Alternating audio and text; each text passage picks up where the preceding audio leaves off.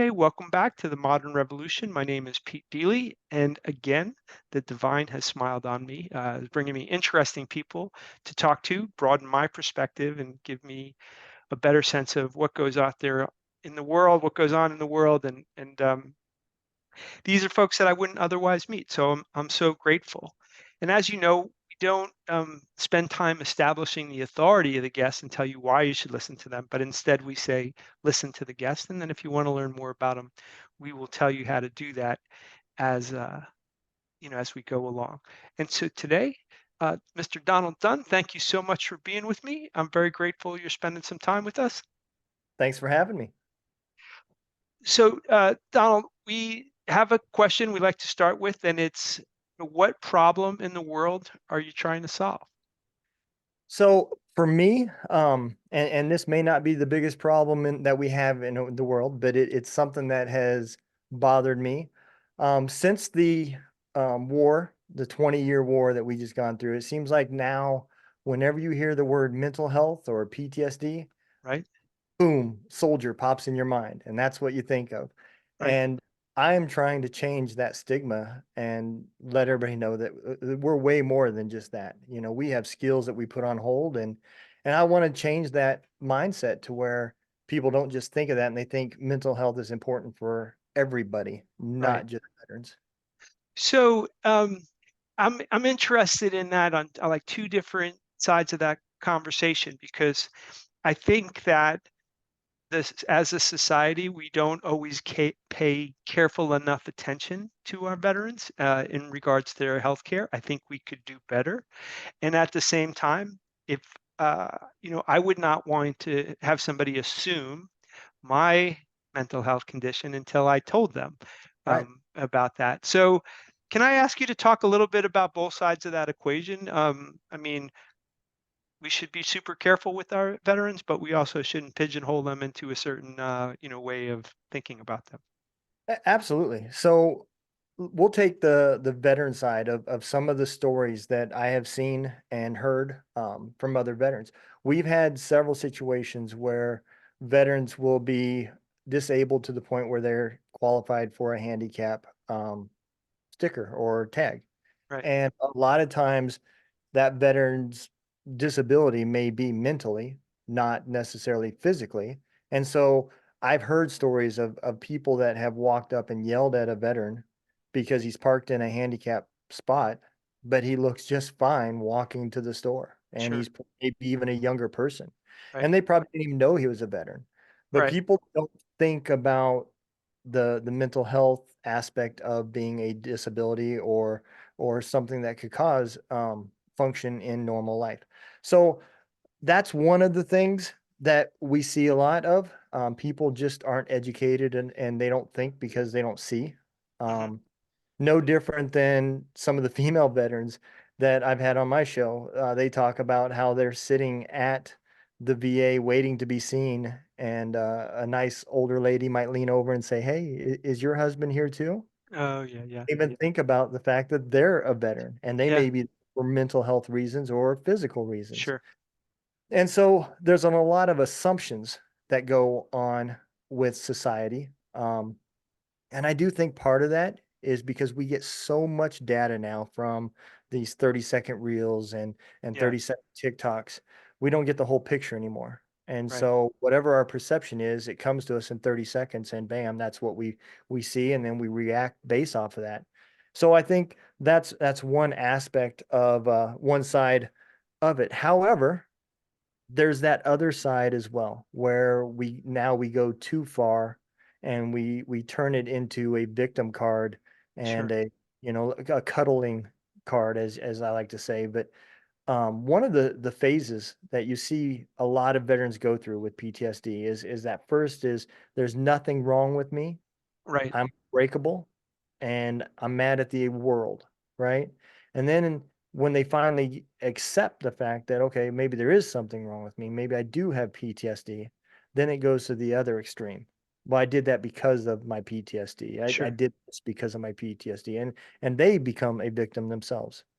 And the healing process doesn't start until you can first, foremost, take responsibility for what has happened in your life Right. and then start dissecting the things that put you in that situation.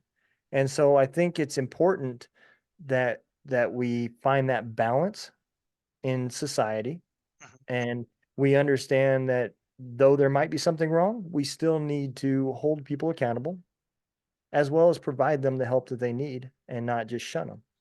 So your perspective comes from a man who has understood firsthand what others might be talking about. And I understand that it would take us hours and hours to describe your military experience with like the in the way it deserves to be described. But could you tell us a little bit about your military experience and how, when you say these things, what types of things did you go through to inform your opinion? So for me, I did a total of 68 months between Bosnia, Iraq, and Afghanistan. So 9 months of that was Bosnia. The rest was mostly Afghanistan with some sprinkles of Iraq in there. Okay. And, a daily basis in the early parts of the war, 2002 to 2007 was constant mortars, rockets, um, having buildings next to you blown up and you laying there wondering, man, how come I didn't get hit?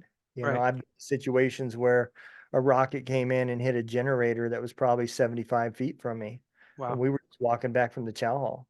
And so af- as that stuff happens and it happens repeatedly, and then as the war goes on, you start losing friends and Yeah, sure. you start getting perspectives even wired into your head. The thing about PTSD is it's like a program that runs in your head. It's a new program that's been downloaded, and that's what you believe. And some of that stuff comes from hatred.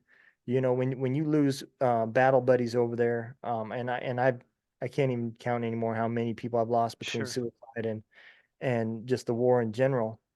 You start developing that hatred, for those other Yeah, people. And when I came back, and as I was going through, I became very angry. And that's a very common aspect to it. I mean, I already had a temper prior to any of this, but it just enhanced what I already had. sure. And it caused me to want to isolate. I didn't want to be around people anymore. I didn't want to be at work. I didn't want to be at home. Um, I didn't want to admit that I was the problem. Like I said earlier, everybody else was the problem. Right. So what I did as I was coming out of the military, I was to the point where I didn't want to even be alive anymore. Mm, I thought I wanted to kill myself, but yeah. now looking back at it, I think it was more so subconsciously I wanted to live, but Right. just didn't want to have this life. I didn't love my life. And I learned going through this that, you know, until you can forgive yourself, healing's not going to begin. And you can't expect others to forgive the stuff you've done if you can't even forgive yourself. Right. So while I was over there, I lost in 2005. I lost several friends all at once. Um, Okay. had an aircraft that got shot down, and there were 16 people on that aircraft, and I lost 8 buddies that I Wow. served. Yeah. And so I had just gotten back to the States probably 2 weeks, 10 days, 2 weeks prior to that happening. And so while I was back, I was forced to, not forced, but I was asked to help participate in the funerals. And so, we split up in multiple teams and we flew to where the families wanted their loved ones to be buried, and we conducted these funerals. And on top of that, helping families pack and move because they just couldn't afford or didn't want to live where they were anymore. And then shortly after all that was over with, I was back on the train and deploying again. So there was no time to grieve Yeah. losing the people that you really loved. On top of that, hiding all that from your family, Sure. all that stuff kind of just creates um, problems inside, anyways. And it changed my perspective on deploying as well. Well, I mean, there are some things that I think have analogies, and then there are other things that do not have analogies. And some of the things that you're talking about for me don't have an analogies. If you haven't been through that, you really don't know like what that's what that's like. And so, um, I'm curious with, I mean, 68 months is many, many lifetimes of deployment, and 20 years is many lifetimes of doing work in this type of area. When you talk about the work you're doing in the world of trying to have people approach veterans with an open mind rather than a closed mind that says, I know who I'm dealing with here, and it's you assume something rather than let the person be who they are. Did Mhm. that idea come to you in an epiphany all at once, or did it happen incrementally over time? Because it seems like you have so many experiences that kind of build one on top of the other. Could you tell us a little bit about that? So I didn't even understand how to start healing. I found it accidentally. Okay. Um, we had several soldiers that we served with commit suicide. Mm, And so me and my old first sergeant decided we were going to start this podcast or Facebook Lives, whatever you wanted to call them. sure. And we were just going to invite soldiers that we served with and bring them back into the fold and start talking. By this time I had already sought after help. I didn't do therapy. I was taking medication and dealing with things that way, or not dealing with them that way, Right, right. to look at it. Um, and as this podcast went on, and I started opening up to some of these events that, I've never even talked about to my family. And I'm talking to a stranger Yeah, screen that was just another veteran, and it felt comfortable. And yeah. so I discovered the therapy base from podcasting. Okay. And then from there, as I started kind of dealing with my own stuff, I felt the need that it was important for me to explain to my family what I went through. Hmm. Something that is pretty normal for all military people is we consider ourselves providers, Sure. protectors. And so one of the things that we do is we don't necessarily always talk about what happened over there with our family and our kids and everything else. But they see the damages that happen from it without that explanation of what is going on. Right. And so to do this, I felt the best way to do it was I wrote a book for my family that I Okay. had not published, and it had a lot of details in there. And I just wanted them to know what I was going through because my kids knew me before the military or before Okay. the deployments, and then they knew this guy that had completely changed. That's And so interesting. I wrote a book for them, and then I have recently since then published it.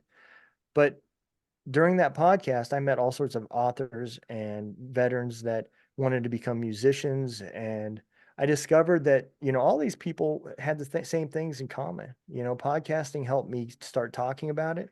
Then it got me to the point where I could write about it and explain to my family. And the book I wrote was designed to hopefully have family members see some of the stuff that happened through me and Hmm. be able to relate to it and understand what's happening with their loved ones or their lifestyle that's happening.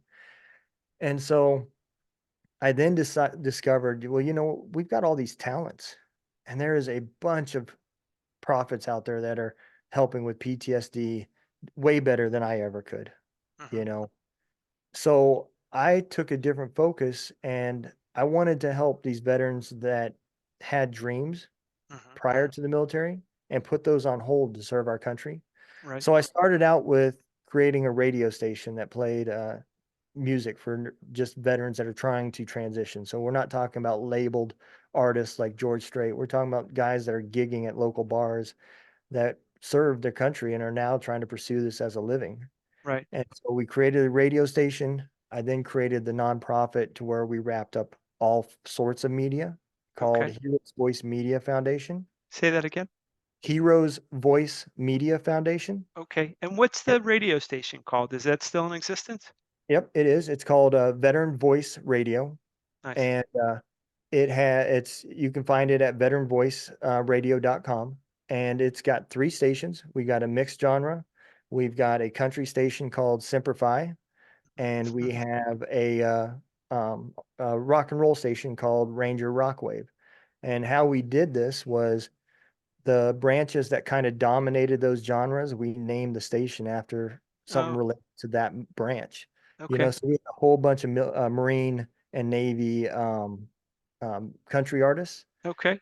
Then we had a bunch of Army rock and roll artists. So that's where Okay. the name came from. Very cool. And then so we added a podcasting channel to it as well that involves a Roku channel. So you can find it on Roku. Okay. There's two things on there. We got the podcasters that share their videos on there and you can listen to their stories. And then we also have what's called MMTV, military music television, Okay. for all these Nice. artists that are trying to, get known in today's complicated world of music. And they've Mhm. created music videos. And I used to love the old school MTV where it really was music Yeah, videos. right, right. So that's what we did. We created MMTV where it streams nothing but their music videos, and then we also got the podcasting channel. That's And then so awesome. recently we created what's called Words from Warriors, and it's helping veterans document their stories and become published authors, whether it be fiction or whether it be about their military career, either one. And we help get them published. We help them, educate them a little bit and give them some skill sets as far as being able to write and improve and connect them with other peoples. And man, since then, it's just been on fire. That's Um, amazing. Well, do you have any stories of somebody who didn't think it was possible to reconnect with the passion that they had prior, that perhaps they thought, look, I can't, never going to get a chance to do that again. And then came to you and found, either healing or success in doing that type of, being reconnected with their passion. mhm. So absolutely. I mean, we've gotten um, musicians. There's one that and again, I tell everybody, my disclaimer, we didn't have anything to do with his success. Right. All we did was play his music, but he was the first artist on our station. And now he has um became signed by a label. Wow.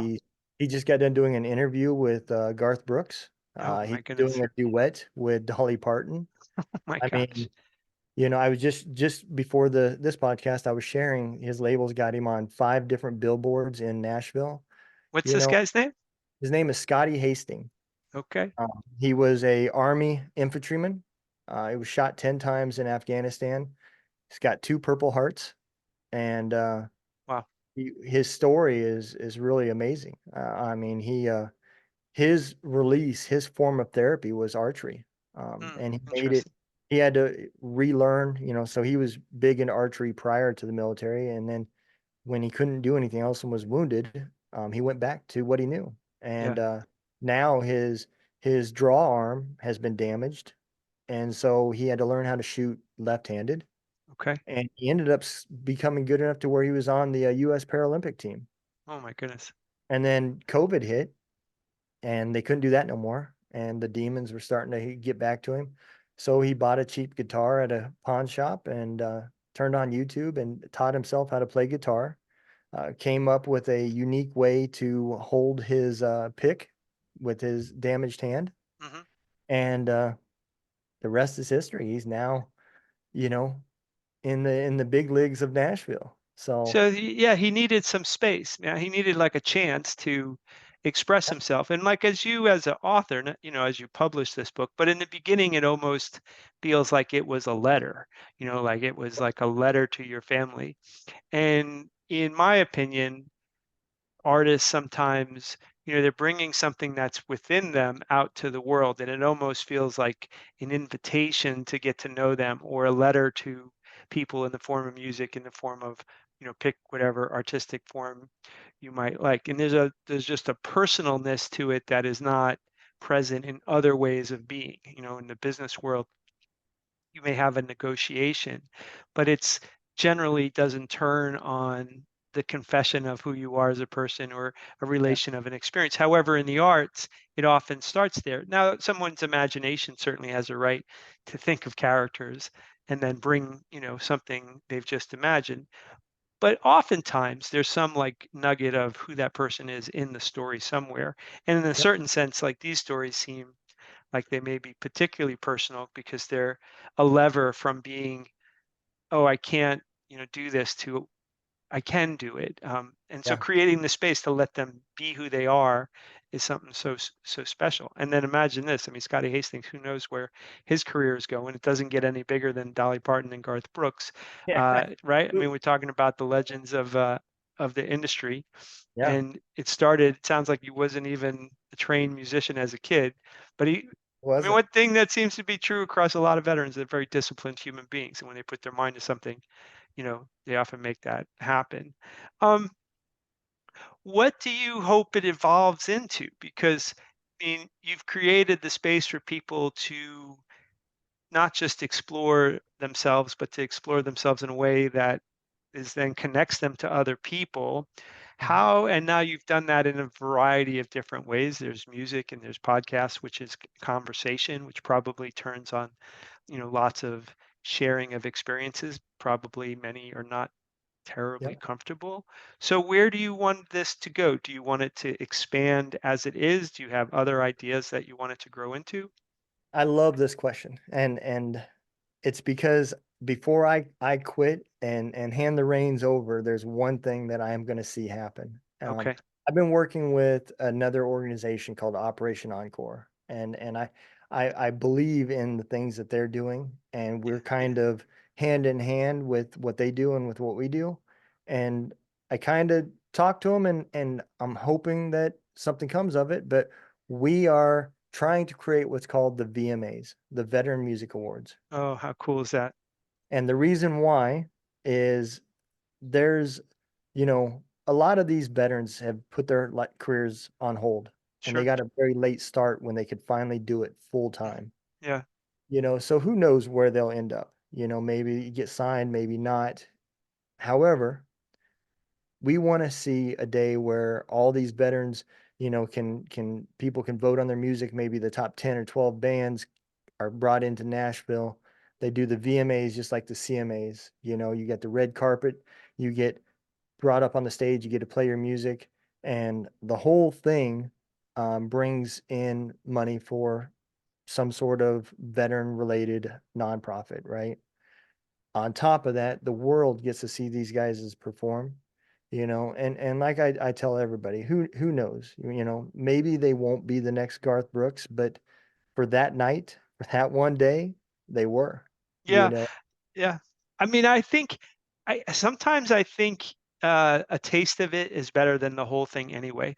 Like Yeah. I'm a god awful guitar player, but I played guitar in a band particularly when I was young, and we uh, we had a lot of fun. We were not destined to be stars, but there's one night where we kill it, and there's a group of people who do not want to listen to us, and by the time we're done, they are rocking with us, and it was my night. Now, I don't think that my life would have been particularly better if I had been a professional musician. Never Mhm. really thought that I would.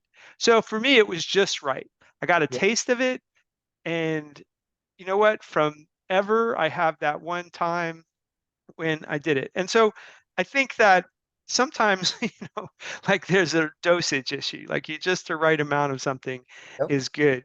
Um, I mean, that's extraordinary. When you think about um, your talents and what your gifts that might have been put on hold that you're bringing out.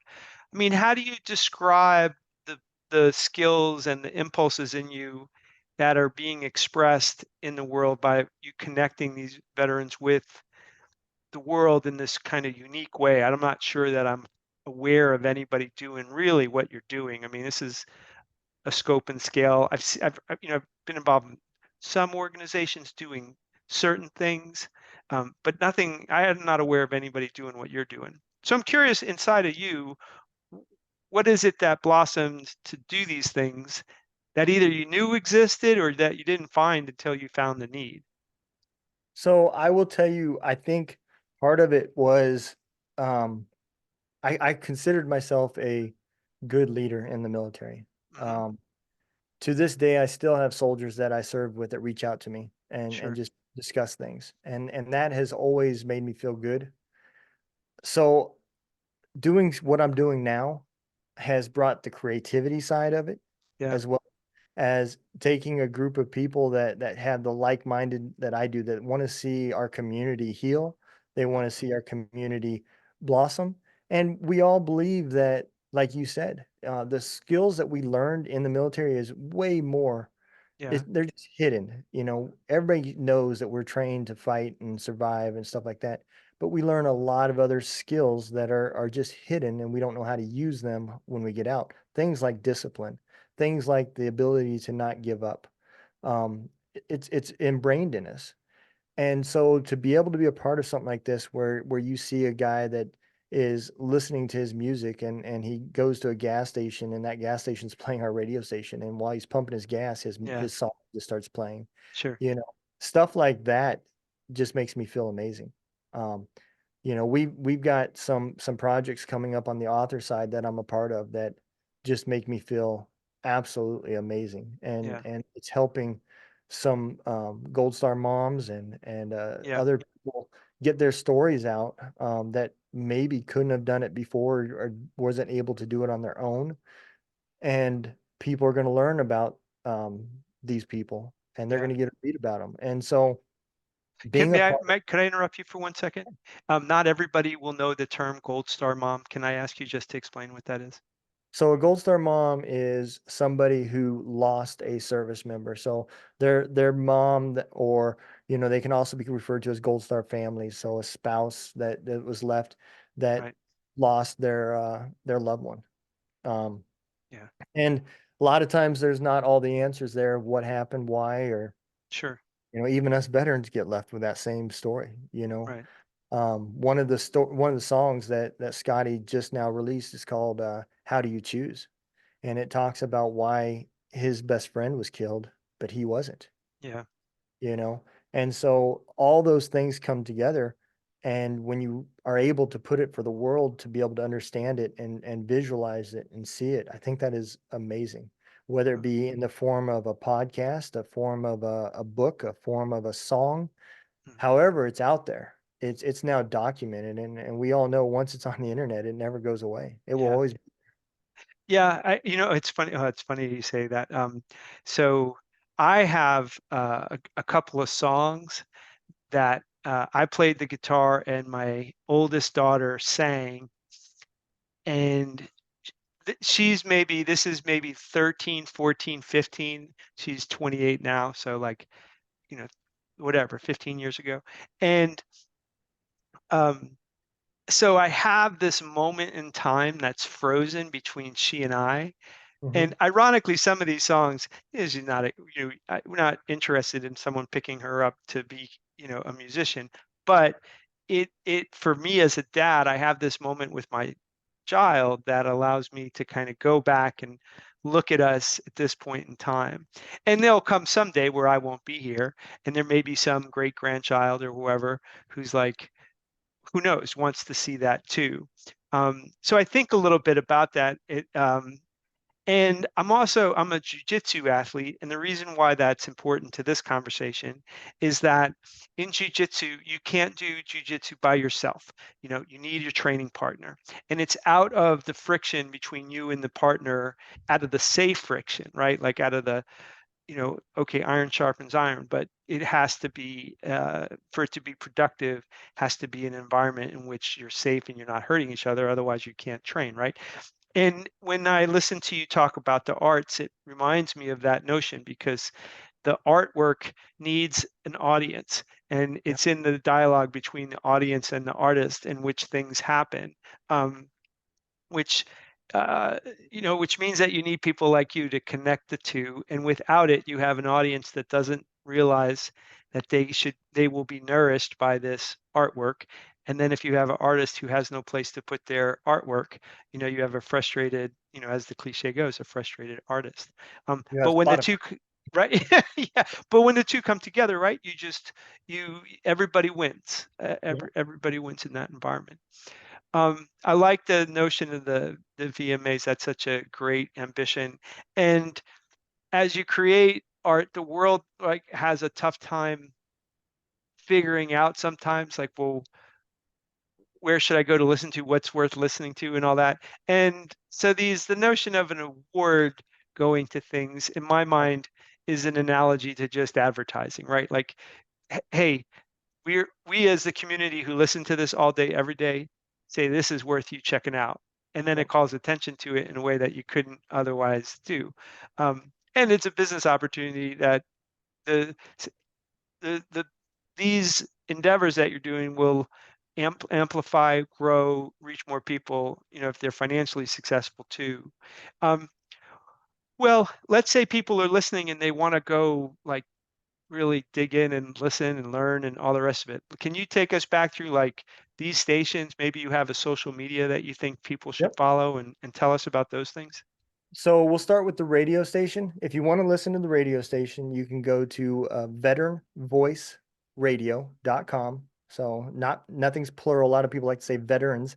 It's just veteranvoiceradio.com. Okay. From there, you can find all the stations to include the MMTV if you want to see the videos. They're on there as well. Um, and then all you gotta do is just click the link for Simplify or Ranger Rockwave, whatever you're feeling that day, and Hmm. hit play, and it'll start playing. The books is wordsfromwarriors.org, and you can go on there. All the authors are listed on there, so you can learn more about each of the authors. We've got a section that are veteran wrote books that aren't necessarily part of us, but we highlight them as well. All of them, if you click a link to any of those books, it'll take you to Amazon to where you can buy it off of Amazon. We don't take any money for anything, so Okay. we just try to link you to wherever that author is selling his book from. And also, we have a blog on there, so you can get a taste of what each of these authors write because they all participate in that. There's also a magazine that comes out Oh, quarterly. That's wow. part of it as well. And again, each of those veterans contribute to that. We don't tell them what to write. They write what they feel and what they want the world to know. And so I think it's like $8 every 3 months or something for the digital magazine, or 25 a year or something like that. So it's really cheap. That those money, that's kind of how we you know fund some of these projects that we do. Yeah. The podcasting is called Military United Podcast Streams.org. Okay. Each of these names are also the same for Facebook. So if you Okay. want to go to the Facebook page for the radio stations, just Veteran Voice Radio, Military United Podcast Streams, or Words from Warriors, and it'll take you to each of those. If you want to learn more about our nonprofit, it's heroesvoicemediafoundation.org. And Okay. you can also go there and find all of our links to everything if you just want to remember that one, and you can explore from there. Great. And if someone wants to donate, they could donate at that link if they want to contribute financially to the cause. That's Absolutely. amazing. Yep. All right. Well, Donald, I learned a lot today about what you're doing, and I'm really grateful for all this extraordinary work you're doing because I think um, uh, the dignity of accomplishing, the dignity of creation, all of that stuff is powerful, healing, and if there's no space to create, and you're stuck with no way to access what's inside of you, it often comes out in ways that are counterproductive, both for the person and then for Yeah. everybody around them as well. So what you're doing is making the world a better place. So I appreciate that very much. The one cool thing about this is, even if one of those veterans is going through some of these mental health issues, Right. helps keep you from isolating, and it Yeah. keeps you from talking. So, we plan on having some book signings for all these authors, and Nice. a book signing it's just a fancy word for all of us to meet up Yeah. Yeah. and just be around like-minded people, and maybe even sell some books or sign some books or whatever Yeah. at that. And we do the same thing for the musicians. We partnered with another organization called Hero Stock. Right. They book our bands off of our radio station for their events, and man, we just all get there, and it's nothing but veterans and first responders having a great time. And the same thing for MUPS. So all of these have another purpose too. It's not just about content. It's also about Yeah. meeting people and giving you lifelines. So if you're having a bad day, you have somebody to call. Yeah. Yeah. The isolation for all of us is it's hard. You can't do it on your own. That's part of like for Yep. me, this jujitsu experience that I've been on has been like, hey, life is hard. You got to have your people, um, and minus that, it can sometimes be beyond someone's ability to bear it. So um, there are some people that can't find their way to what they need, but in an age of the internet, the ability to connect is different than it was in the past. And Yep. so there are tools that are of the modern age that used properly can really, really connect us all. So, well, Donald, Yep. thanks so much for spending time with us. I'm so grateful. I appreciate it. Thank you. So today's modern revolutionary is Donald Dunn, and I hope that you're inspired and you go learn about all the different wonderful things that he's bringing to the world. And I hope that you're inspired to bring your own story to the world as well, because the modern revolution needs us all.